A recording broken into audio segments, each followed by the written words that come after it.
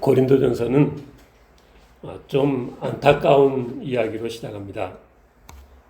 교회가 네 파로 쫙 갈라져서 서로 비방하며 갈라져 싸우고 있다.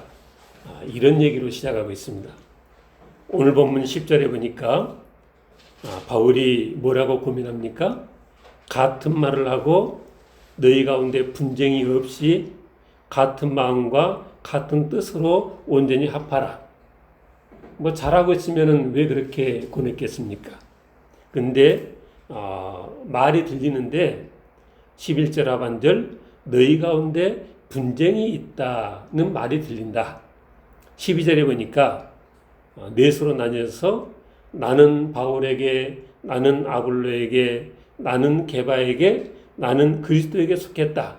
서로 그렇게 나뉘어서 싸우고 있다는 것입니다.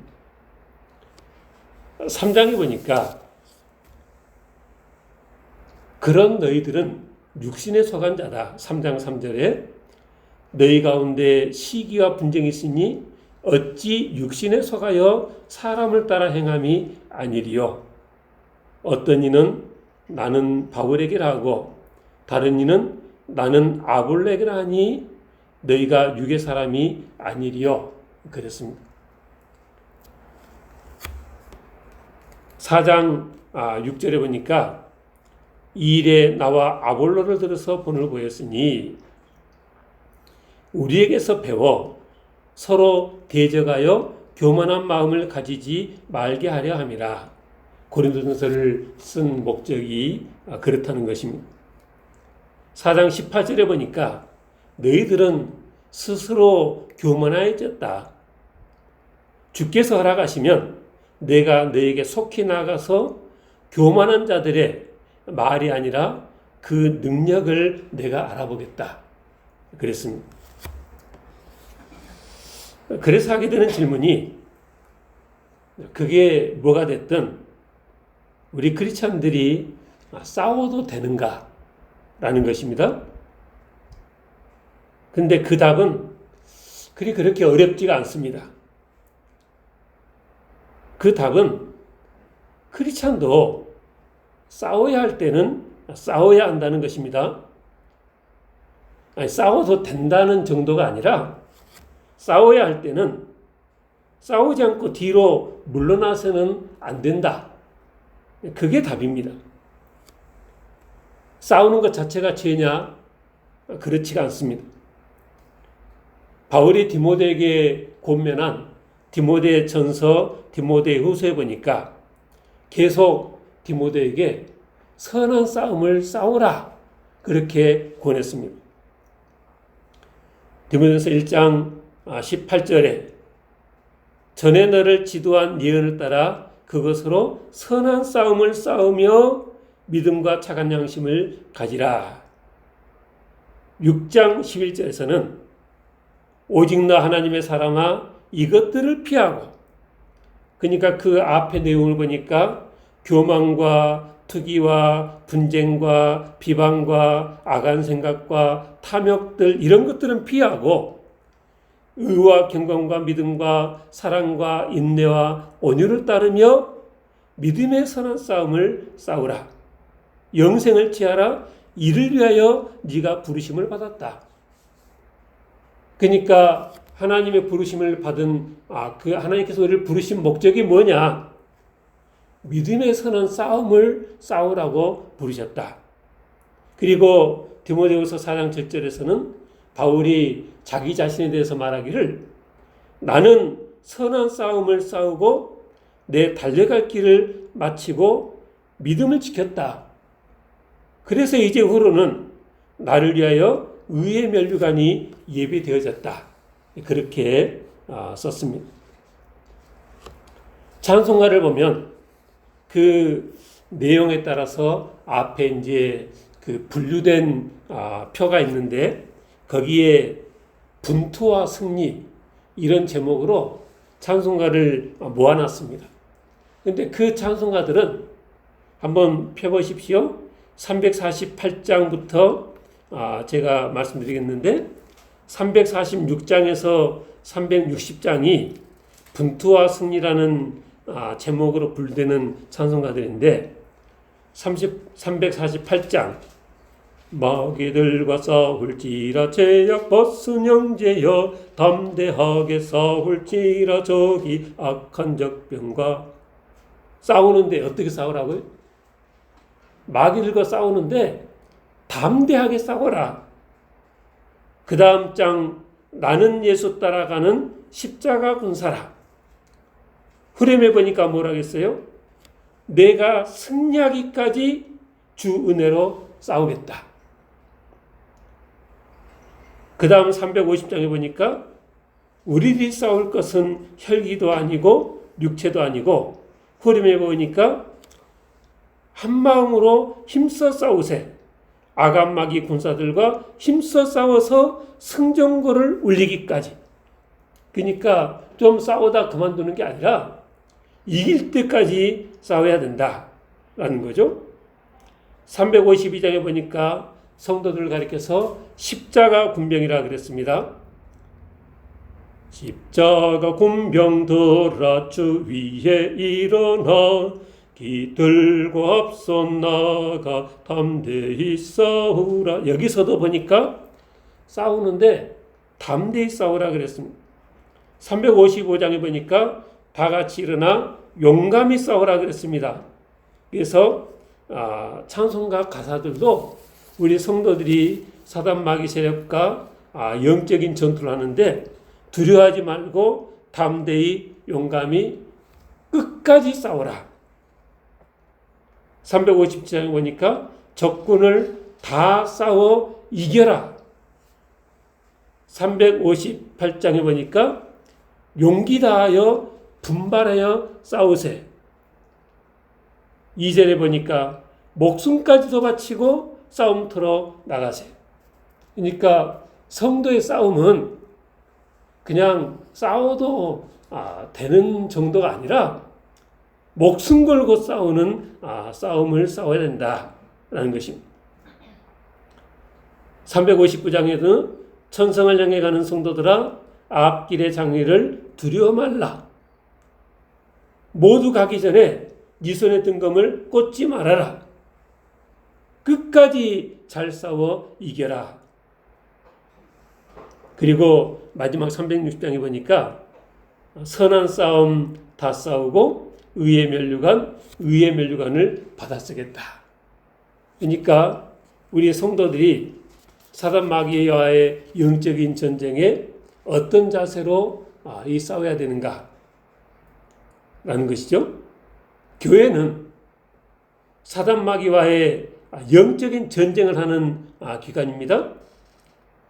예수님께서는 이 영적인 싸움을 위해서 당신이 십자가에 죽기까지 싸우셨던 것처럼 너희도 너희에게 지어진 십자가를 지고 죽기까지 싸우라 그러셨습니다. 문제는 성도들이 교회들이 정작 싸워야 할 싸움은 안 싸우고 정작 싸워야 할 싸움은 뒷전이고 여기 고린도서에 나오는 것처럼 교만한 마음에 서로를 판단하고 시기하고 갈라져 싸운다는 것입니다. 원래 교회의 처음 모습은 그런 모습이 아니었습니다. 사도행전 2장에 보니까 초대교회 성도들의 모습이 어땠습니까? 사도들의 가르침을 받아 서로 교제하고 함께 믿음 안에서 교제를 했다 그랬습니다. 떡을 떼며 오로지 기도하기를 힘쓰니라. 사람마다 두려워하는데 사도들로 말미암아 기사와 표적이 많이 나타나니 믿는 사람들이 다 함께 있어 모든 물건을 서로 통용하고 니것 내것 할 것 없이 서로 나눴다는 것입니다. 또 재산과 소유를 팔아 각 사람의 필요를 따라 나눠주며 날마다 마음을 같이하여 성전에 모이기를 힘쓰고 이파저파 서로 나뉘는 것이 아니라 마음을 같이하여 모이기를 힘쓰고 떡에서 집을 떼며 기쁨과 순전한 마음으로 음식을 먹었다. 그래서 믿지 않는 사람들에게서도 칭송을 받았다. 그래서 초대교회가 날마다 이 부흥 발전을 했다라는 것입니다.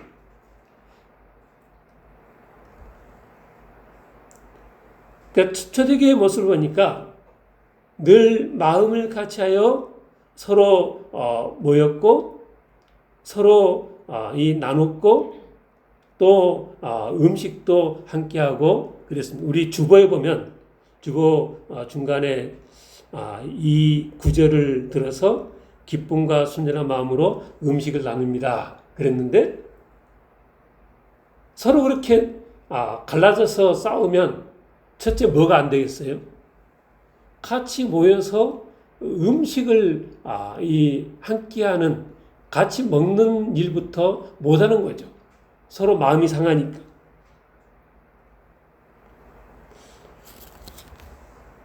이렇게 교회란 것은 원래 너무나 아름다운 모습이어서 세상 사람들도 칭찬을 아끼지 않는 것이었는데 고린도 교회는 그렇지를 못했고 오늘날 많은 교회들도 그렇지 못하다는 것이 안타까운 현실입니다.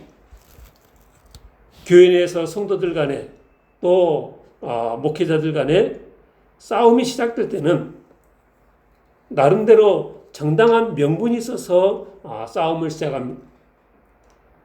바르게 해보자는 좋은 의도에서 시작합니다.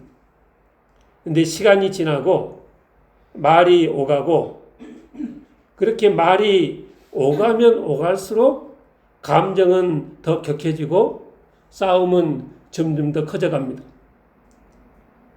그렇다 보니 나중에는 교회 안의 문제를 세상 법정으로 가져가고 그래서 세상 사람들 입에 오르내리고 뉴스에 오르내려 하나님의 영광에 먹칠하는 데까지 멈추지 않고 나아갑니다. 우리도 종종 뉴스에서 그런 이 교회 안에 이 다툼이 뉴스에 보도되는 것을 본 기억들이 있죠. 근데 바울은 이에 대해서 뭐라고 합니까? 고린도서 6장 1절에 보니까 너희 중에 누가 다른 이와 더불어 다툼이 있는데 구태여 불의한 자들 앞에서 고발하고 성도 앞에서 하지 아니하느냐? 성도가 세상을 판단할 것을 너희가 알지 못하느냐? 세상도 너희에게 판단을 받겠거든 지극히 작은 일 판단하기를 감당하지 못하겠느냐? 우리가 천사를 판단할 것을 너희가 알지 못하느냐? 그러하거든 하물며 세상 일이랴. 형제가 형제와 더불어 고발할 뿐더러 믿지 아니하는 자들 앞에서 하느냐? 너희가 피차 고발함으로 너희 가운데 이미 뚜렷한 어물이 나니 차라리 불의를 당하는 것이 낫지 아니하며 차라리 속는 것이 낫지 아니하냐. 바울의 이 말을 보니까 무슨 얘기예요? 교회 안에서 서로 의견이 안 맞을 때는 너희들 안에서 그 문제를 해결해라. 그럴 능력이 차고도 넘친다. 우리 성도들은 나중에 주님 재림하실 때 온 세상을 심판하고 더 나아가 천사도 이 판단할 그런 권세가 우리 성도들에게 있는데 근데 교회의 문제를 어떻게 세상 법정에 세우느냐. 그랬다는 사실 하나만으로도 이미 너희는 아무리 의도가 어쨌든 아무리 하나님의 영광을 위해서라는 그런 의도에서일지라도 그것은 허물이 뚜렷한 것이다. 차라리 어쩌라고요? 차라리 불의를 당하는 것이 낫고 차라리 속는 것이 낫지 너희의 그 뜻을 관철시키기 위해서 세상 법정으로 교회 문제를 그렇게 까발리는 것은 잘못된 것이다 라는 것이죠.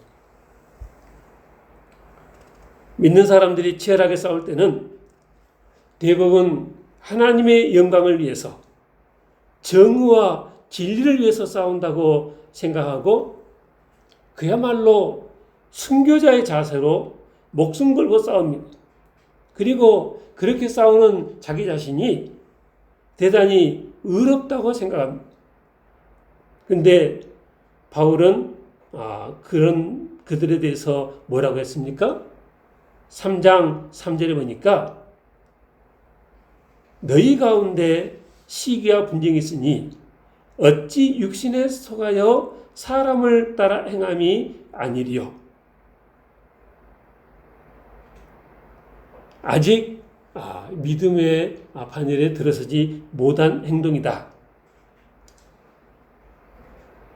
원래 믿음이란 것이 예수를 만나 주님을 영접하고 회개하고 거듭나면 사람의 성질부터 죽는 것입니다.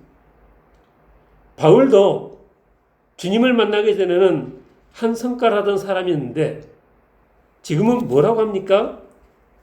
전후 사정을 들을 필요도 없이 서로 싸우고 있으면 그들은 아직 영적으로 어린아이 수준이다.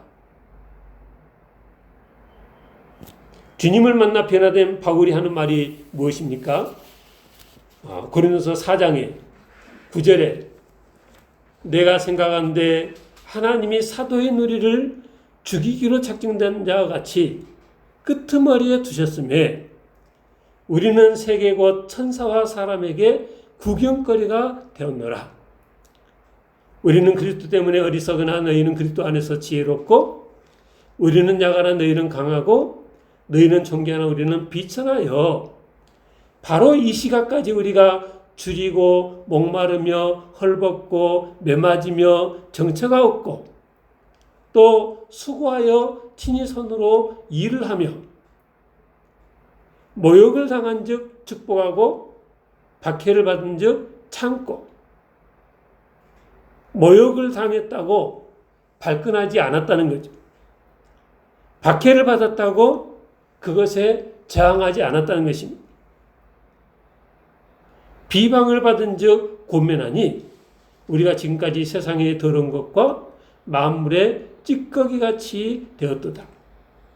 비방을 한다고 이 비방하고 그러지도 않고 오히려 그들을 권면했다. 바울의 이 사역의 모습이 그랬다는 것입니다. 우리가 잘 아는 혈기왕성했던 베드로가 노년에 뭐라고 권면했습니까? 베드로전서 3장에 보니까 8절 너희가 다 마음을 같이하여 동정하며 형제를 사랑하며 불쌍히 여기며 겸손하며 악을 악으로 욕을 욕으로 갚지 말고 도리어 복을 빌라. 이를 위하여 너희가 부르심을 받았으니 이는 복을 이어받게 하려 하심이라. 그래야 너도 복이 된다.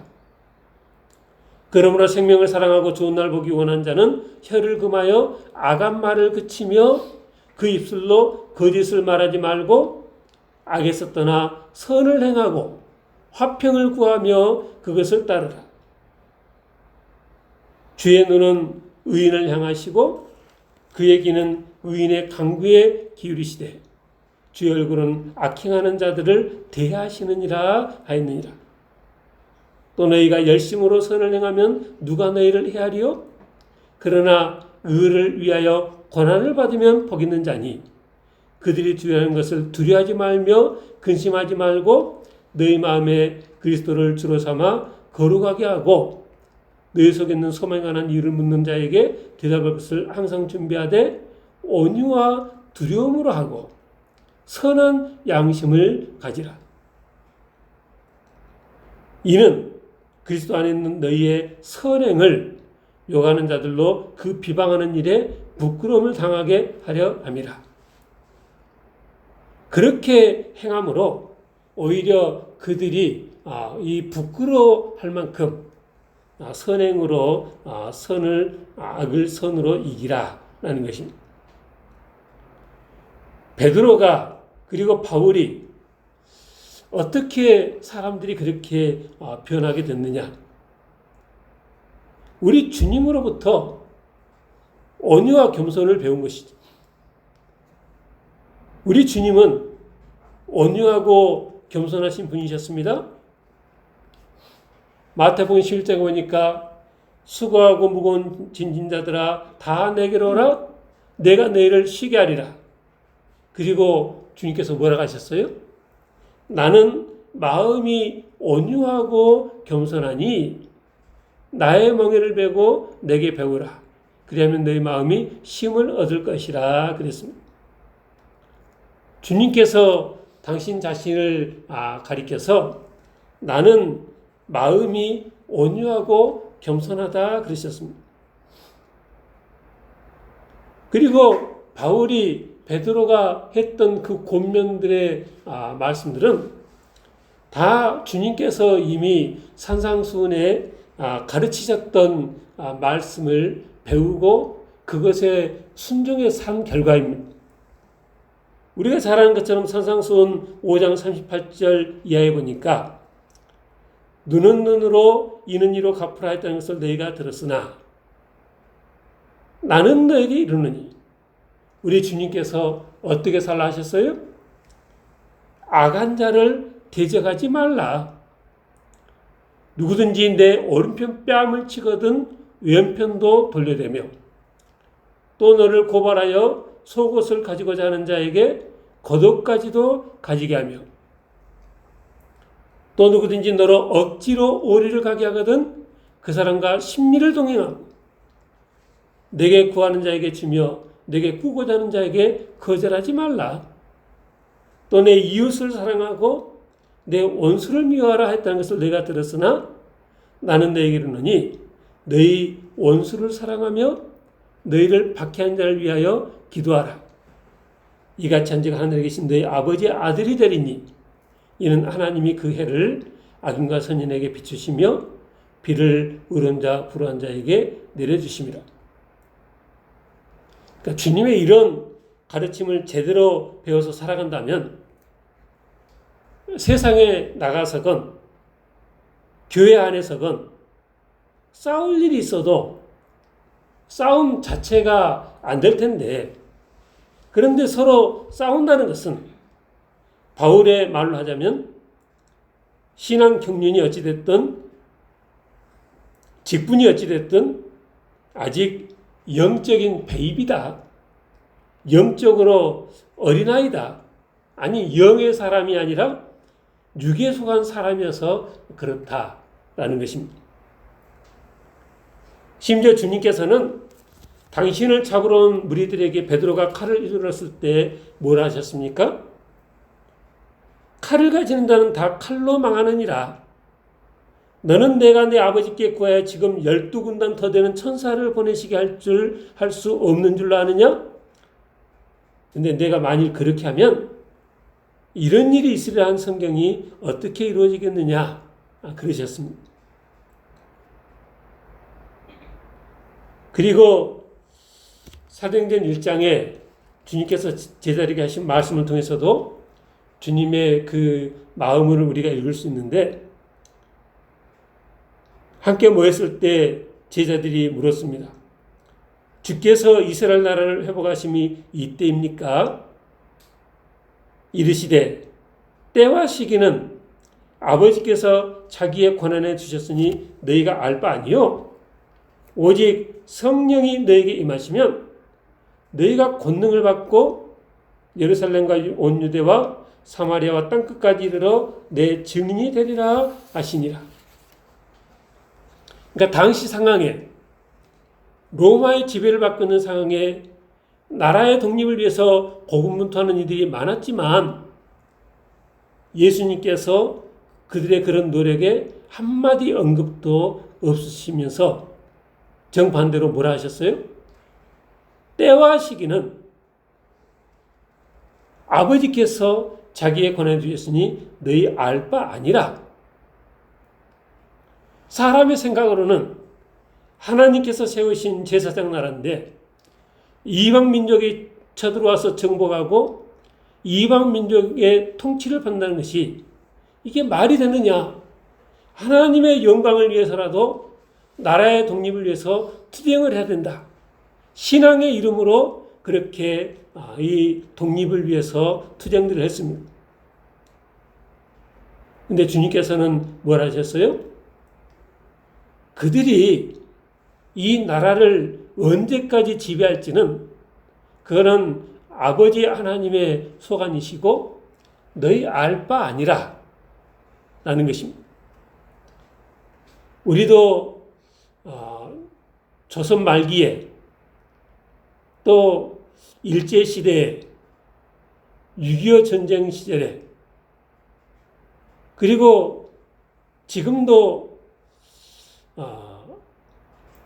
녹록지 않은 그런 상황인데 그럴 때마다 나라의 독립을 위해서 또 정의라는 이름으로 신앙의 이름으로 크리스찬들이 일어나 서야 한다.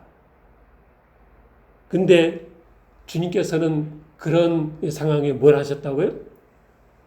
그건 때와 권한은 아버지께서 자기의 권한을 주셨고 너희 알 바가 아니라 라는 것입니다. 근데 이 말씀을 하시는 시점에 이미 주님께서는 앞으로 몇십 년 시간이 지나면 이스라엘 나라가 완전히 멸망해서 산산조각 나 흩어질 것을 미리 알고 계신 거죠. 그리고 하시는 말씀이 뭡니까? 오직 성령이 너에게 마시면 너희가 권능을 받고 예루살렘과 온 유대와 사마리아 땅까지 이르러 내 증인이 되리라 하셨습니다. 바울도 오늘 본문 마지막 절에 그리스도께서 나를 보내심은 세례를 베풀게 하려 하심이 아니요 내 세력을 늘리는 것이 아니라 오직 복음을 전하게 하려 하심이라 그랬습니다. 그래서 우리 믿는 자들은 싸움의 목표도 다르고 목표가 다르니 싸우는 방법도 달라야 한다라는 것입니다. 바울은 주님의 이 지상명령에 충성하였습니다. 그래서 9장에 가보니까 바울이 이렇게 말합니다. 내가 모든 사람에게서 자유로우나 9장 19절 스스로 모든 사람에게 종이 되었다. 바울이 가는 곳마다 복음을 위해서 모든 사람에게 종이 되어서 섬겼다. 왜? 더 많은 사람을 얻고자 해서 그랬다.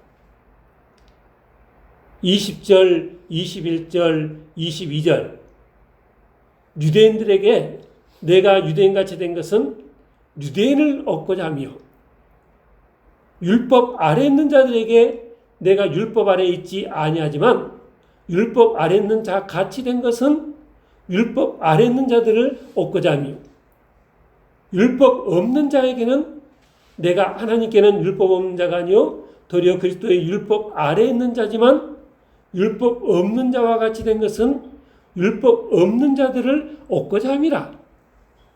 야간자들에게 내가 야간자와 같이 된 것은 야간자들을 얻고자 하며 내가 여러 사람에게 여러 모습이 된 것은 아무쪼록 몇 사람이라도 구원하고자 함이라. 내가 복음을 위하여 모든 것을 행함은 복음에 참여하고자 함이라.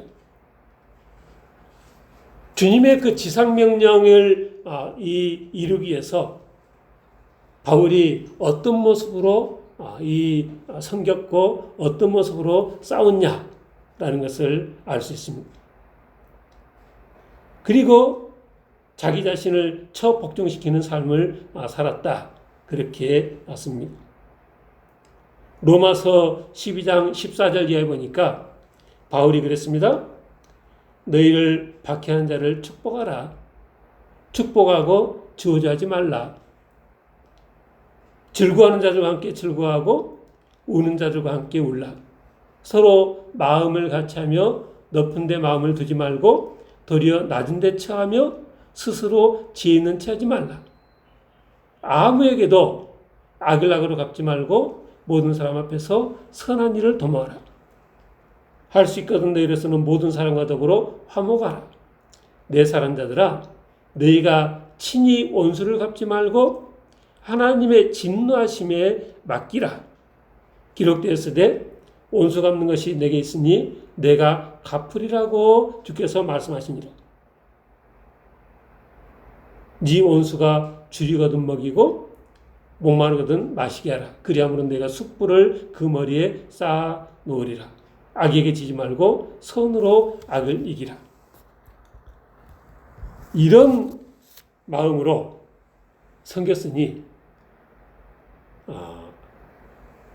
어디 가서든지 자기 자신을 희생하면서 종으로서의 이 섬김의 삶을 산 것이죠.